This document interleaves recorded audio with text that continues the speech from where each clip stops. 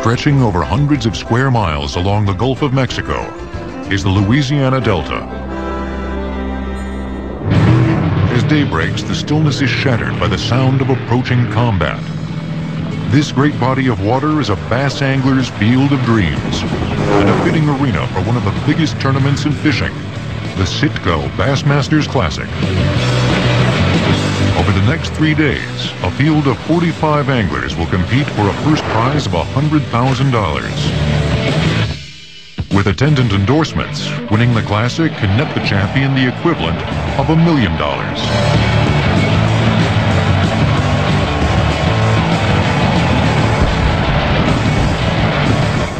All right, guys, everybody, one.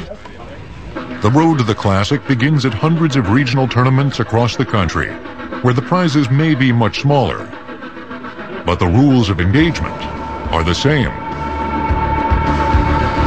A flotilla of specially designed boats takes to the water. The signal is given. You're clear. And the battle is joined. You're clear. You're clear.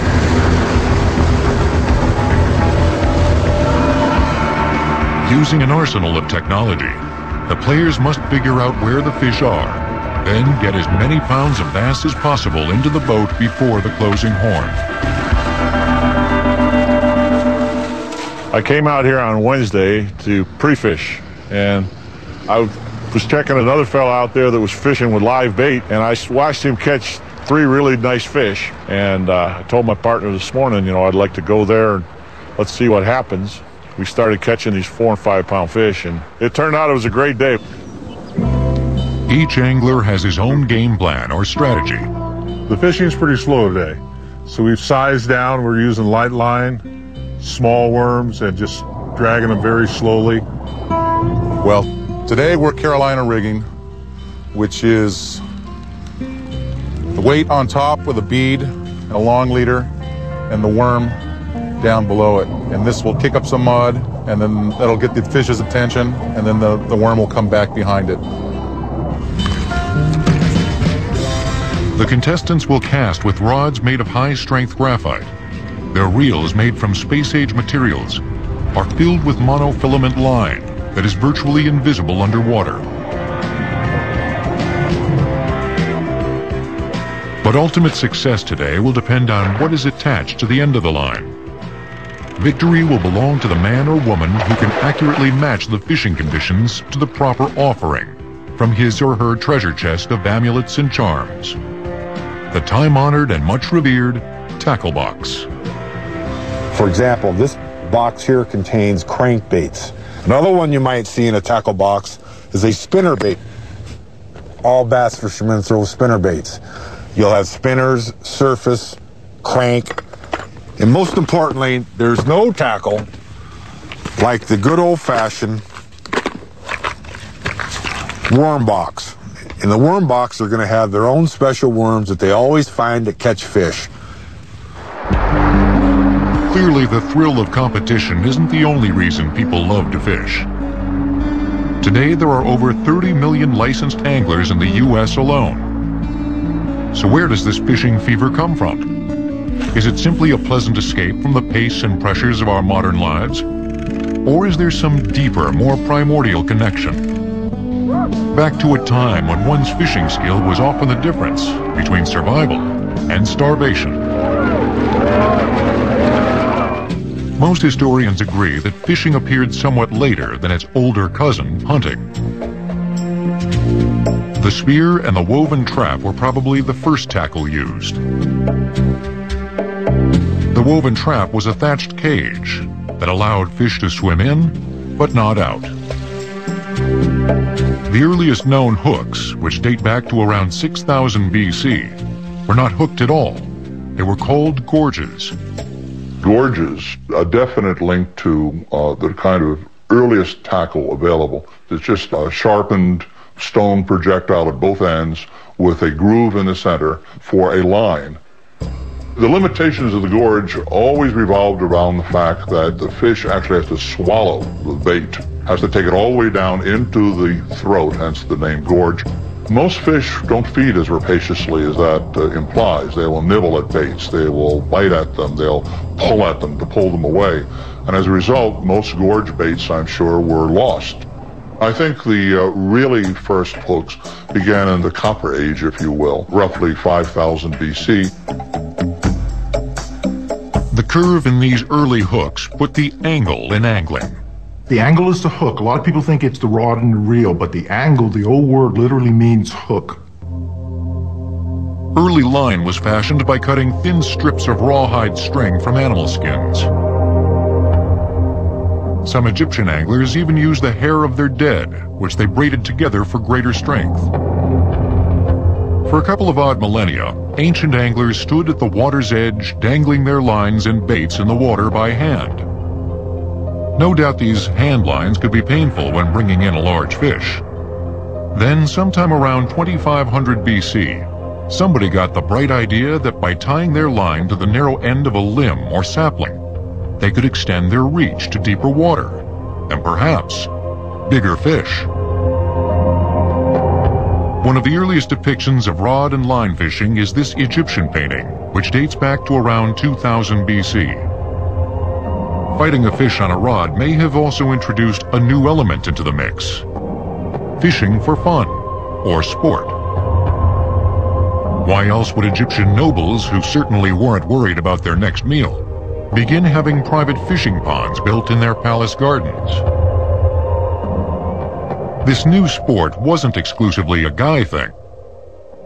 There's a story involving Antony and Cleopatra, told by Plutarch, that involved Cleopatra's love of angling and Antony's incompetence in this area, apparently. He, though, wanted to persuade her that he was adept at anything that she was interested in, and so he arranged for divers to dive down and attach fish to his line, so he would catch as many, if not more, than she each time they went fishing.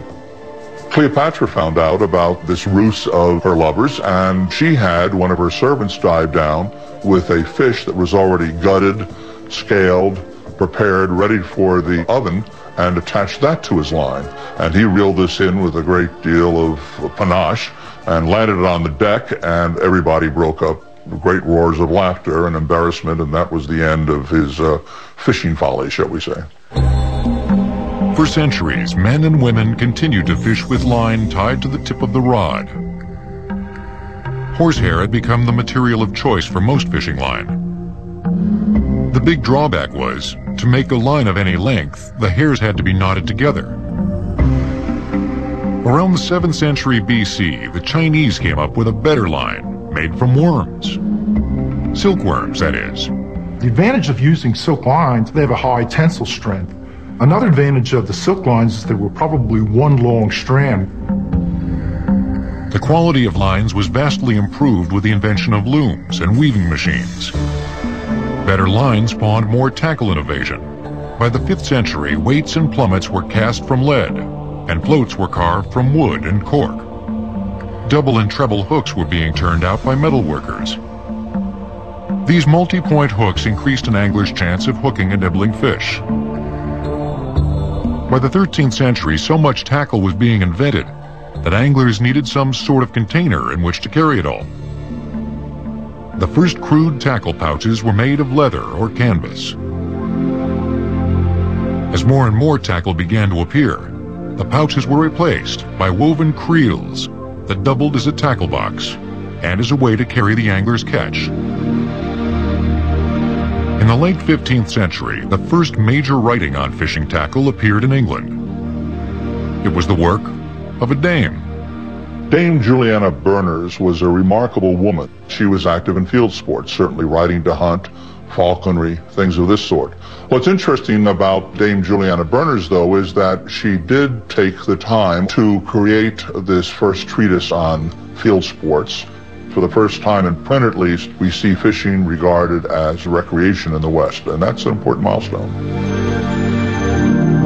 Berners wrote and drew extensively about fly tying, baits, line treatments, and hooks, but never mentioned the rod-mounted reel. In fact, reels had been in existence since at least the 12th century. The earliest depiction of a rod-mounted winding reel is from a Chinese painting showing a man angling for turtles. In the mid-1600s, Sir Isaac Walton published what would become the most famous book on angling and tackle, The Complete Angler. Walton's writing was an encyclopedia of every kind of existing tackle, including the reel. These early winds, or winches as they were called, were made of wood, tin, and brass.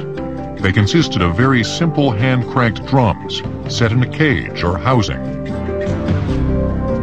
By the 1800s, angling was beginning to catch on with the masses.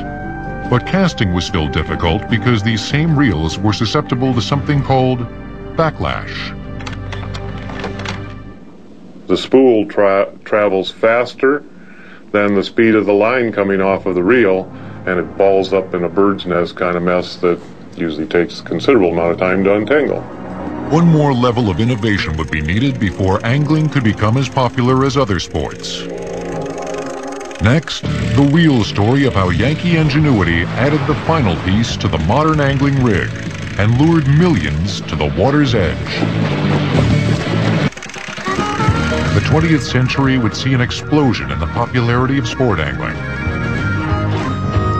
But how had this narrowly practiced pastime become one of the fastest growing sports in America? In a word, technology.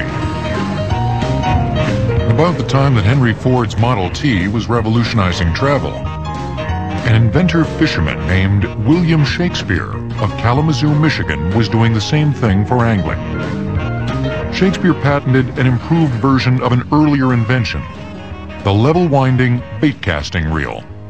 This is a Shakespeare level wind reel that is more or less the standard configuration of level winds. What a level wind does is when you retrieve the line, it evenly spools it or puts it on the reel evenly, where in the past you would have to do it with your thumb and index finger. These new reels allowed the occasional weekend angler to cast and retrieve with a minimum of practice. Bait casting boomed.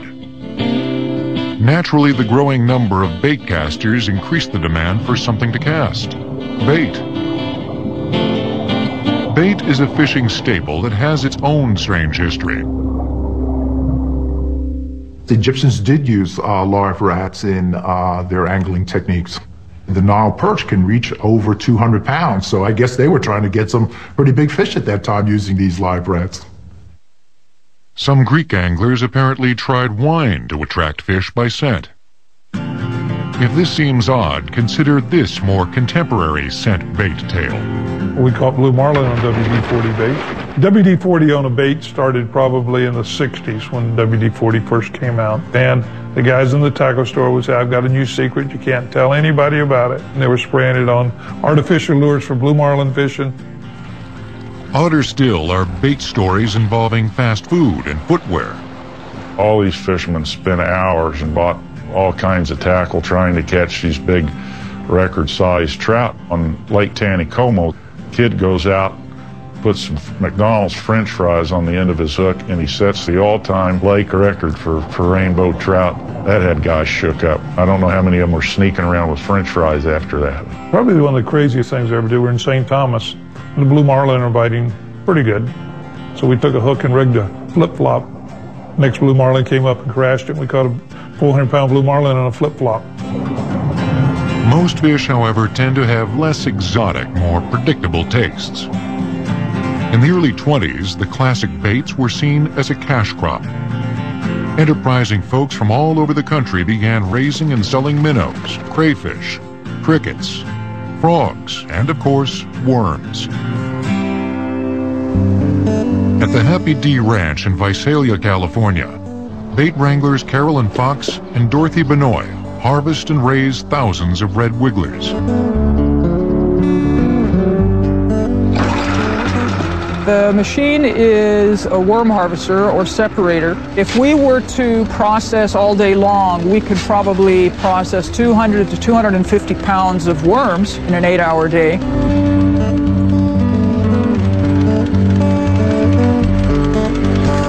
The red worms or red wigglers are terrific for fishing bait, They move more than night crawlers do on a hook. They are smaller than night crawlers, so some folks may want 2 worms on a hook at a time, but they do make great fish bait. But what about the angler who wants to raise his own worms? This is the famous can of worms. This is the most famous and used worm bin in the world. Fishermen love this because they can grow their own worms in here, so they don't have to pay $2.50 per 20 or dozen. They can grow them by the thousands in this bin. As bait fishing increased in popularity, it began to focus attention on the efficiency of hooks. In 1928, a young fly tyer named Drew McGill began to study the mechanics of eagle talons and how their overcurved shape made them so effective in hooking their prey. McGill began tinkering with the hooks of the day, bending and twisting them out of shape with his fishing pliers. He discovered that by offsetting the angle of the eye and aligning it with a point, a geometrically perfect line of force was created. McGill's new design revolutionized hook design around the world. Today, Wright & McGill's Eagle Claw Fishing Tackle Company is one of the largest in the world and the only remaining hook maker in America. As tackle technology continued to improve, the American tackle box began to be invaded by a new kind of tackle: artificials, man-made baits. Anglers have been using lures since ancient times, but the new dependable reels brought them into the, well, mainstream. One of the first and most basic lures of the modern era was the spinner, or spoon. Legend has it that its development was the result of a fortunate accident. J.T. Buell was having lunch in a boat, dropped a spoon over the side of the boat, and as the spoon fluttered down, a fish rose and hit the spoon. He got the idea, gee, if I cut the handle off the spoon, attach a hook to it, attach the line to a hook, and he was the first patented lure in the United States. Lure maker Lou Eppinger took the spoon lure to the next level with the creation of his red and white Daredevil spoon. The Daredevil spoon was a very, very popular spoon in the whole Northeast for catching all types of fish. Spoons were predominantly sight lures. Their underwater spinning motion simulated the flashing run of a fleeing baitfish. In 1902, James Hedden of Dowagiac, Michigan, created one of the first surface bass plugs. Hedden called it a Dowagiac underwater or Dowagiac minnow. Several of the surface lures were designed that on retrieve you would jerk the tip of the rod, causing the lure to splash water forward. As a predator fish, they were attracted and would hit any of those surface lures. Fred Arbogast achieved lure-making immortality with the creation of his famous jitterbug. The jitterbug is still being made today, and the first bass I ever caught on a jitterbug. In the 1950s, the rubber or plastic worm bounced onto the scene and has remained a staple of freshwater fishing ever since. In 1960, tackle dealers began importing a strange-looking lure from a firm in Finland called the Rapala Company. These sleek surface minnow plugs were hand-carved from balsa wood by the company's founder, Lauri Rapala. What made the plug so deadly was an innovation called a diving lip, a plastic vein fixed in the lure's face, which caused the plug to dive when the angler retrieved it. The faster the retrieve, the deeper the dive. The fish ate it up.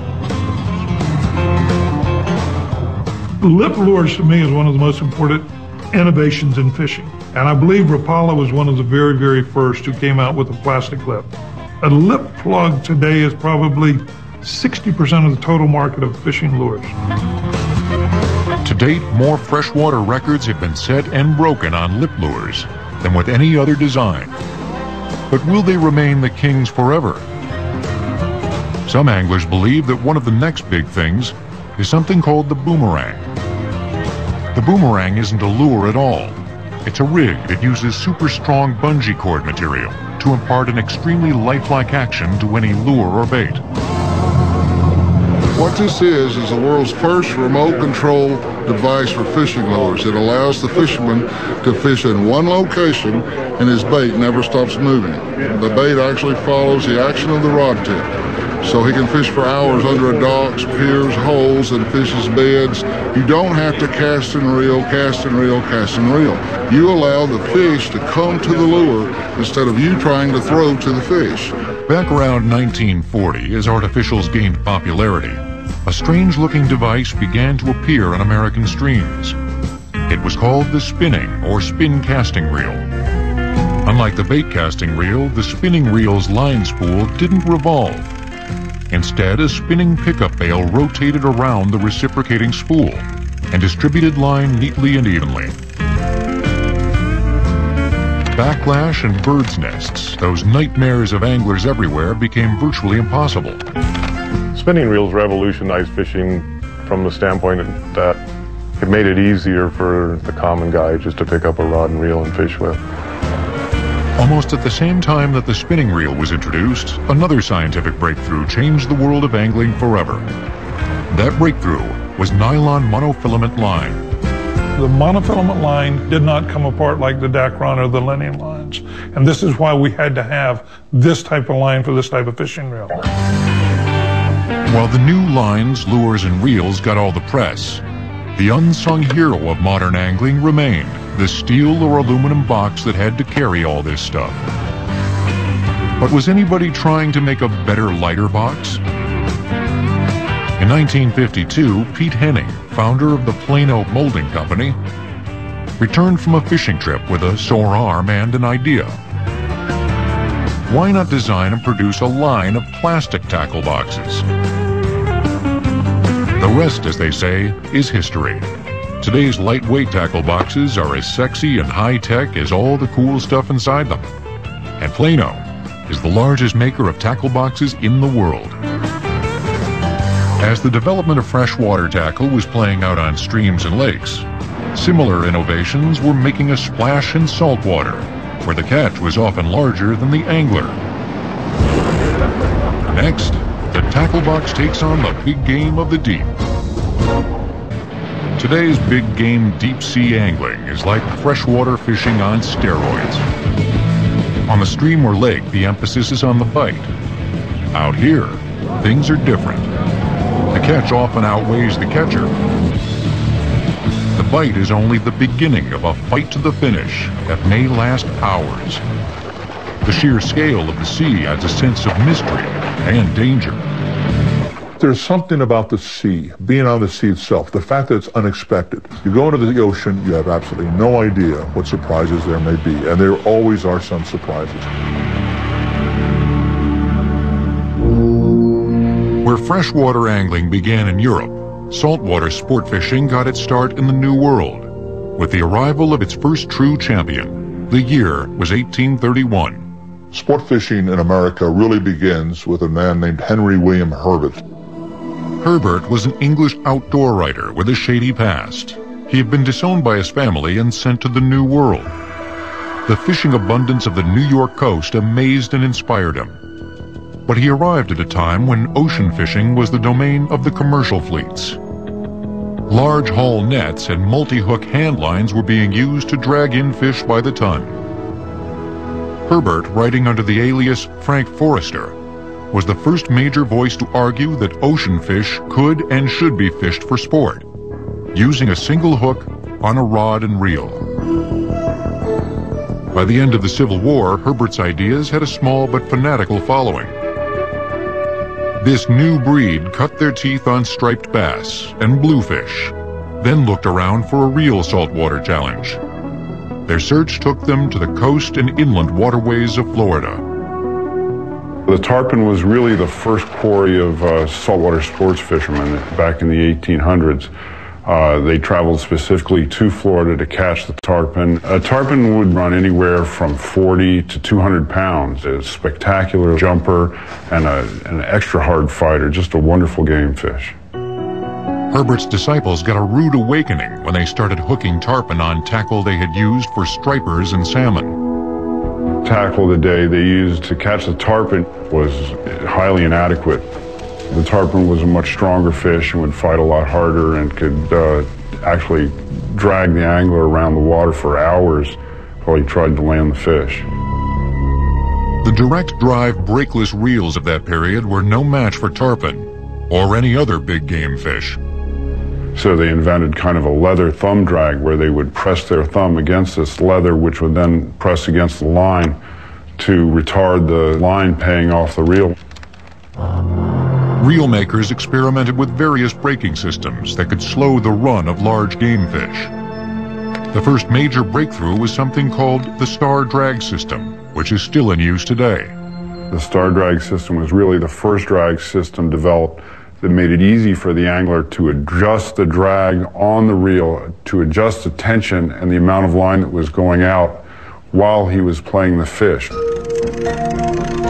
The star drag was a threaded mechanical brake that the angler controlled with his thumb. Tightening the star wheel put pressure against the reel spool and put the brakes on a running fish. By the late 1800s, saltwater rods and reels had improved to the point where they could handle the largest tarpon. Then, something happened in California that raised the bar to new heights. The year was 1898. Dr. Charles Frederick Holder in Pasadena, California, took a trip out to Avalon, and he was watching people fish with hand lines and ropes and giant hooks in an unsportsmanlike way for tuna, and he thought he'd give it a try at fishing with rod and reel, and he was credited with catching the first bluefin tuna on rod and reel in 1898 in Avalon, California. Big game sport fishing was a hit, but early anglers still had some painful lessons to learn about their tackle. Some early direct drive reels of the day had earned themselves the inglorious nickname of knuckle busters. One of the big problems was when the line was paying out, when the fish was running the line off, the handle on the reel would spin backwards. Now an angler would try and put his hand in there and grab the handle to slow the fish down, to stop the fish, and oftentimes knuckles were broken, fingers were broken, and fishermen were injured. In the late 1800s, deep-sea reel makers like Kowalski in California and the Vom Hofs in New York began designing reels that would allow the spool to turn independently of the handle while the fish was running. By the early 20th century, the sport that Henry William Herbert had started was becoming the pastime of the rich and famous. One major contributor to the sport's popularity was also a writer.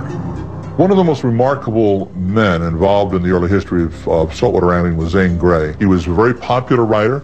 At one point, his book sold better than any other writer except the McGuffey Readers and perhaps the Holy Bible. He was one of the founders of Paramount Studios.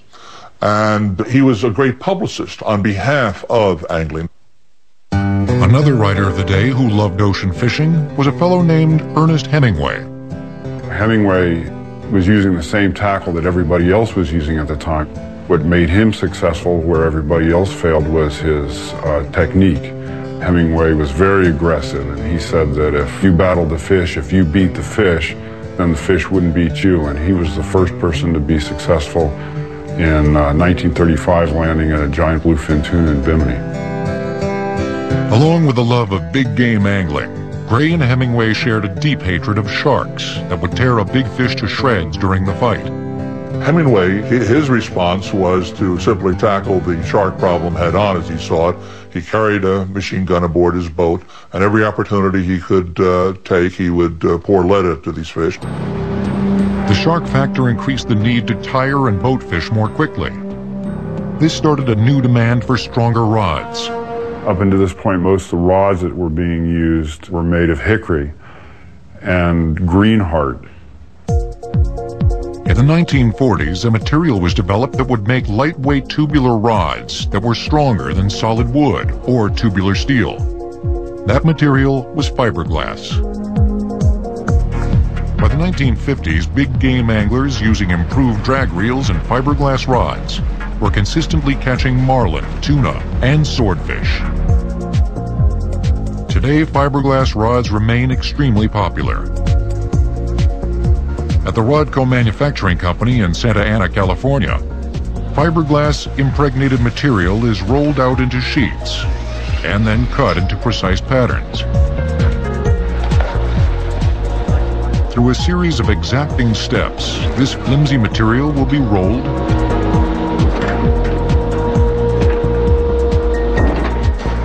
baked, painted, appointed, and packaged. The rods are then shipped off to the local tackle shop and eventually out to sea and into action. Next, we'll hang up our deep-sea broomsticks and take down the magic wand of the fly fisherman as the tackle box becomes the tackle vest.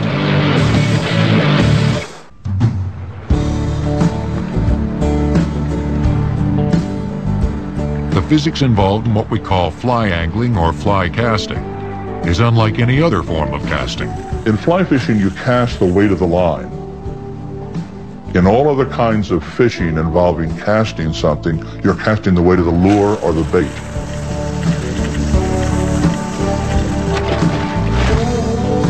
Fly fishing goes back a long way in human history.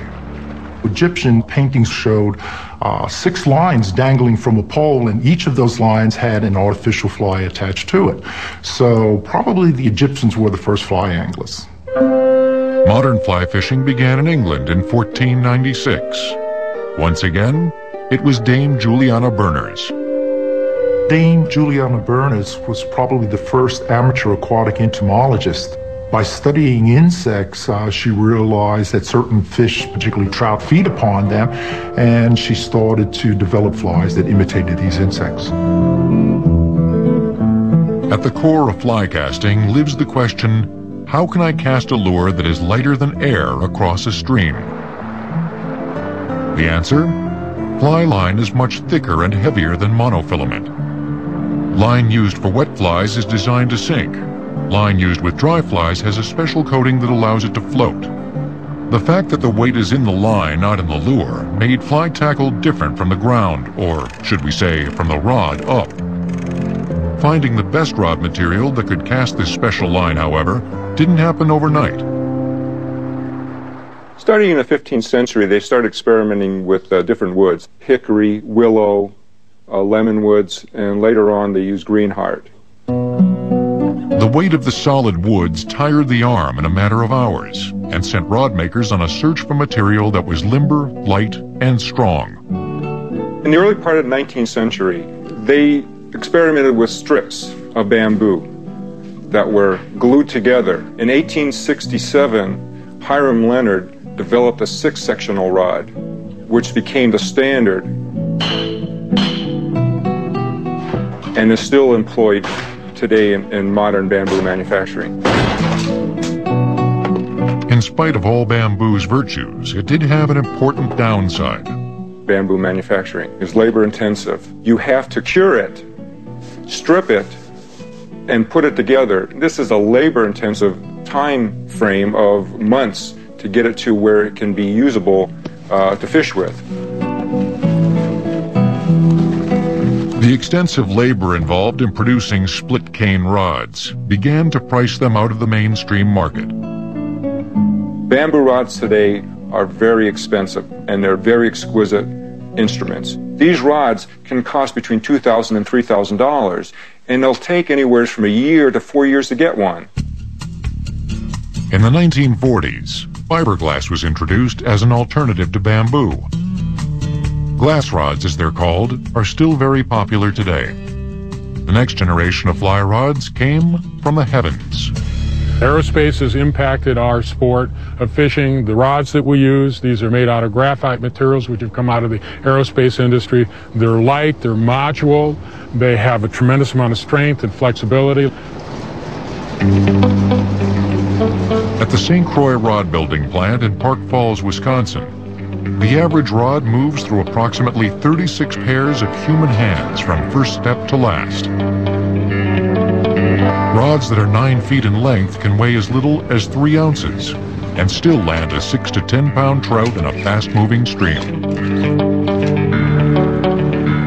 Fly casting not only changed tackle, it changed technique. By virtue of its backward and forward casting motion, it forced the angler off the bank and out into the water. Waders became a staple of the serious fly fishermen. It changed the tackle box from a large container that you plunked down on the bank to a piece of apparel. The tackle box of a fly fisherman,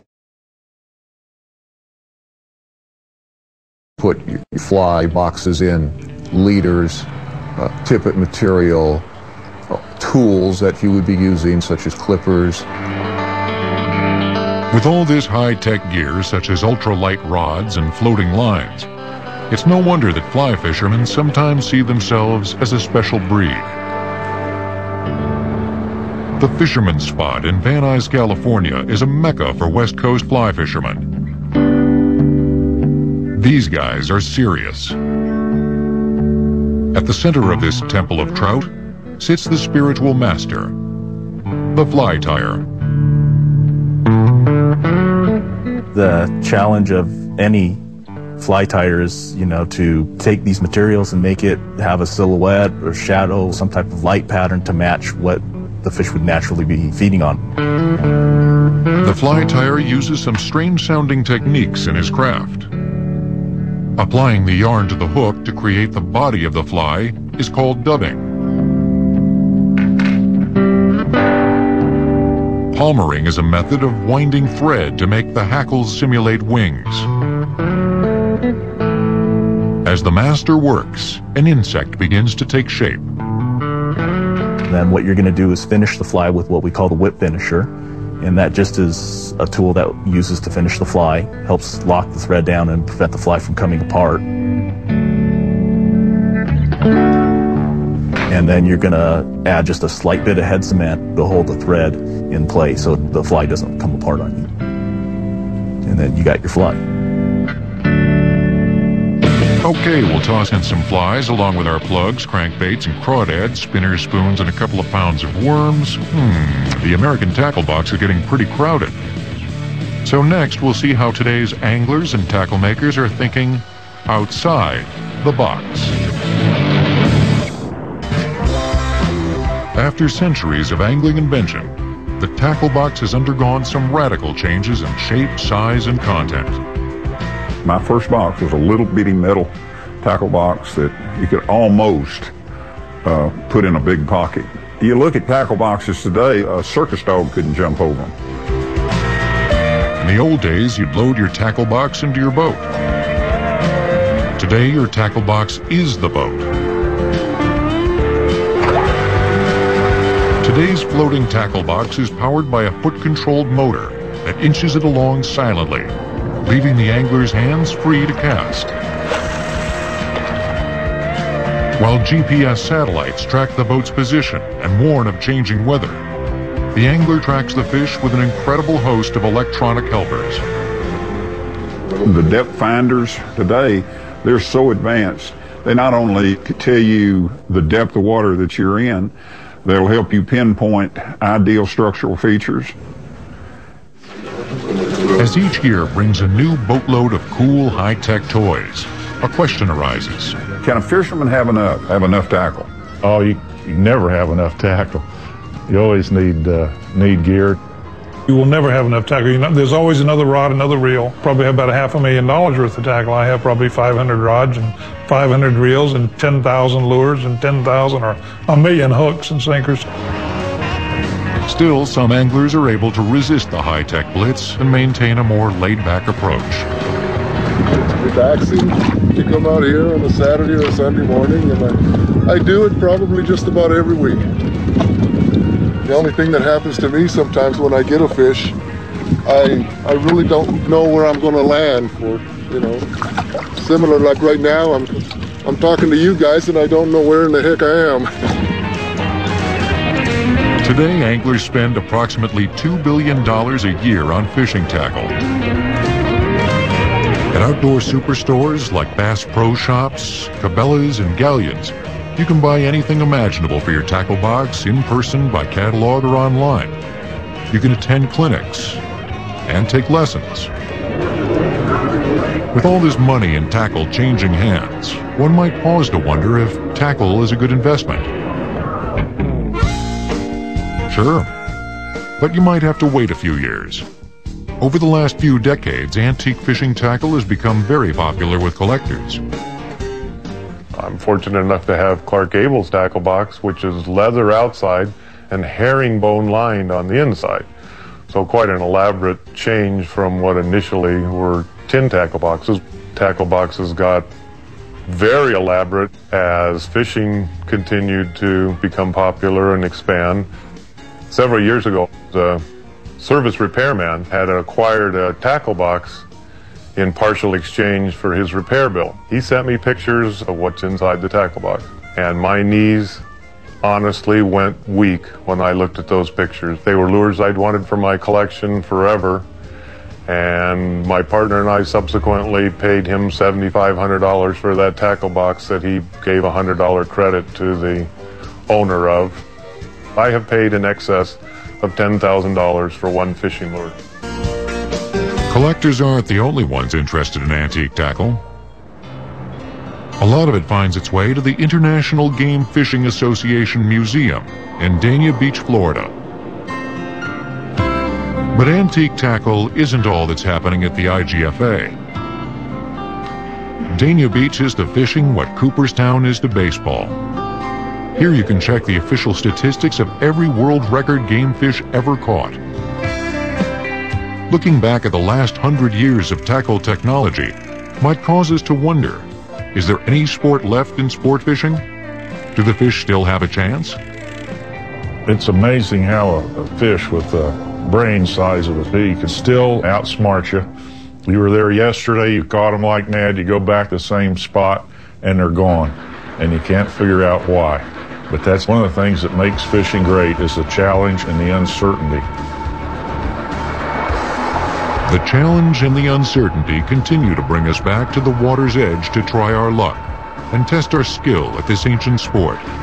And as long as we continue, our fortunes will depend on that trusted and revered sanctuary of strange and smelly stuff, the tackle box.